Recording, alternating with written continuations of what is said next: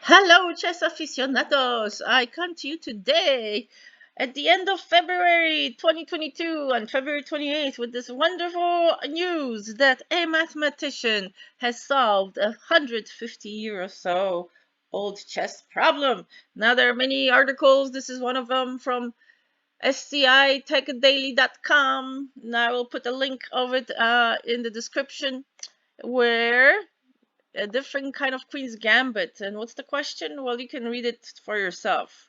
There was one question that was answered. If you put like 8 queens on the board against 8 queens, how many positions could they have where they would not be attacking each other? So this was posed around 1848, and then 1869 there was a more expansive problem surfaced and remained unanswered until last year. You can read this article. And Michael Simkin, postdoctoral fellow, it took him 5 years to get this going and figure it out. The figure is 0.143 when it's like an infinity number of queens, in a large. But you can read this article. You can just read this article because I haven't had my coffee yet today.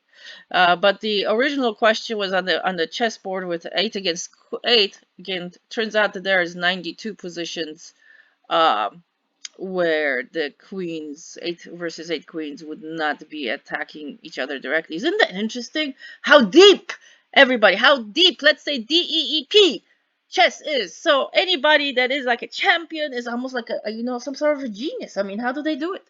How do they? It's such a combo of genetics. If your dad was a physicist or mathematician in some way, maybe you can understand this kind of intuitively where the positions lie and when you're going to move forward, a couple moves where it's going to be, and the power processing your brain has as a processor, and the memory too, and everything. I just beautiful. That's why chess is never a boring game. I once was at a place where I wanted to tell kids to sign up for chess classes, and guys said, chess is boring.